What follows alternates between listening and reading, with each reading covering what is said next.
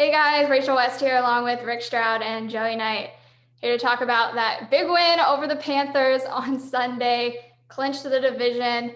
And Rick, I want to start with you. We hear day in and day out from this team, next man up, next man up. That's their mentality. And yesterday, that really did prove to be the case. Yeah, I mean, for these guys, it's not just the next man, but the next man after that, and then the next man after that, and it just keeps going, right? I mean, yesterday we saw maybe some unexpected heroes, really. Starting with Keyshawn Vaughn. You know, we all talked about Rojo, and he got 20 carries. He picked up the load for Leonard Fournette. But Keyshawn Vaughn was the guy that ripped off the 55-yard touchdown run. And one player that, you know, we really didn't expect to see a lot of that was a key playmaker was Cyril Grayson, who escorted him on that 55-yard run, made a hustle block, got him in the end zone, and then came back with a 60-something yard reception of his own. And they're pulling off the bottom of the deck now, just about anybody. You hear that, right? It's every, next man up. But really, it has been really just not just the regular roster, the 53-man, but the practice squad as well. And now, of course, they may have to go back to the well again. Joey, as these injuries continue to pile up, Shaq Barrett is another name added to that list. And as Rick said, they're going to have to find someone to step up in his place as well.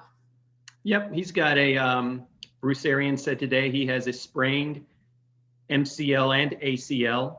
As a result of that rush he put on Sam Darnold late in the first half. So he's out probably for the last two regular season games, according to Bruce Arians. And it's, again, we've just talked about it 3 or 4 times ad nauseum on this podcast. It's next man up. There's Joe Tryon-Shoyinka. There's Cam Gill. There's Anthony Nelson. And that's about the last 3 outside linebackers you have left, with Shaquille Barrett and Jason Pierre-Paul out with the shoulder injury. He was inactive yesterday. But if there's a silver lining in any of this, Bruce Arians says they're building depth. These younger guys are coming in and playing well and playing at a winning level, obviously, building a little confidence in their game. So when the frontline guys get back, such as the Mike Evanses and the Levante Davids and the Leonard Fournettes, they're going to be a deep team because they know the guys behind them can come in and perform. Yes, there are brighter days ahead, hopefully. And Rick, one of those guys who did just come back yesterday, Antonio Brown, they probably got a little more contribution out of him than they were expecting just because he had been out so long. But he was really one of the biggest keys to their offense yesterday. Yeah, he was. And what a time to get him, right? When you had Chris Godwin out for the year, Mike Evans not playing, Antonio Brown, who hadn't played since October 14th because of that ankle and then heel injury. Of course, he had the 3-game suspension for misrepresenting his vaccination status, but he played a lot. 15 targets, the most of any receiver really combined. Everybody else, I don't think, had 15 or close to it. And, he caught 10 balls for over 100 yards, key third down receptions. After the game, it's the first time we've had a chance to talk to him since he was suspended. He really didn't want to entertain any questions about that. Accused the media of drumming up the drama and all of that. The fact of the matter is that, he was the guy that got caught using a fake vaccination card, along with Mike Edwards, who also made big contributions in the game coming back. And if you watch the video, and I'm sure most of the world has seen Antonio Brown's post-game press conference, even if he wants to profess his innocence, though an investigation concluded, as Rick initially reported, he used a fake vaccination card. But even if he wanted to continue to profess his innocence, he could have done it in a different way. He could have gone on there and said, look, I don't necessarily agree with the NFL's findings, but I know I was a distraction to this team, and I want to apologize for that. And I know Bruce Arians could have very easily just turned me loose, and I want to thank him for just allowing me to stay on. But no, he went in the other direction. He suggested he was framed. And again, as Rick said, he blamed the media for creating drama.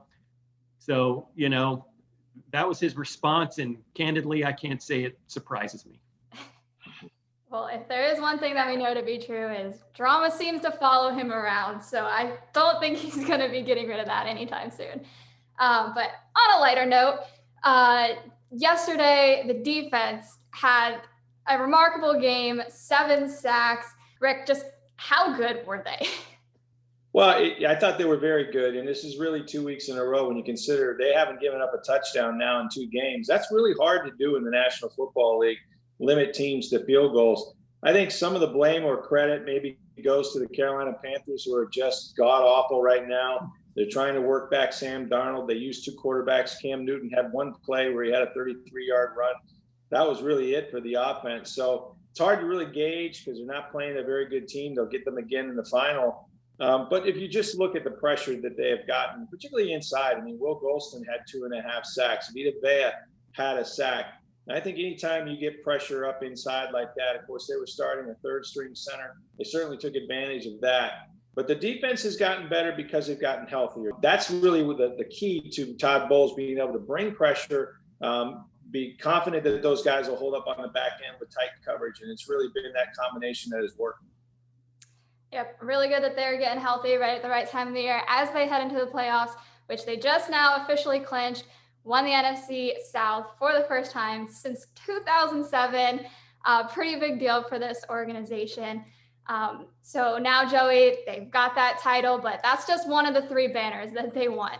Yeah, and they said don't discredit the NFC South. Tom Brady said winning a division is hard, even though he's done it a umpteen times. He wanted to stress that yesterday. He said winning a division is hard. And Bruce Arians, like you said that's one of the 3 banners we wanted. We haven't had it in a long time. But there's still more to play for. You know, we can talk about them wanting to rest their starters, but that's really a moot point right now because they don't have any healthy starters to rest.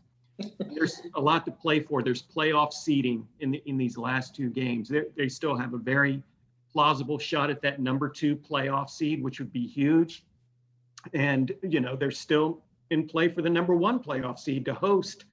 Definitely a lot can go on over these next couple of weeks, but the biggest thing, hopefully they just get healthy come that first playoff game. So guys, throughout the rest of the season, make sure you're keeping up with all of our coverage of the Bucs over on social media at Sports by Tampa Bay Times, as well as tampabay.com.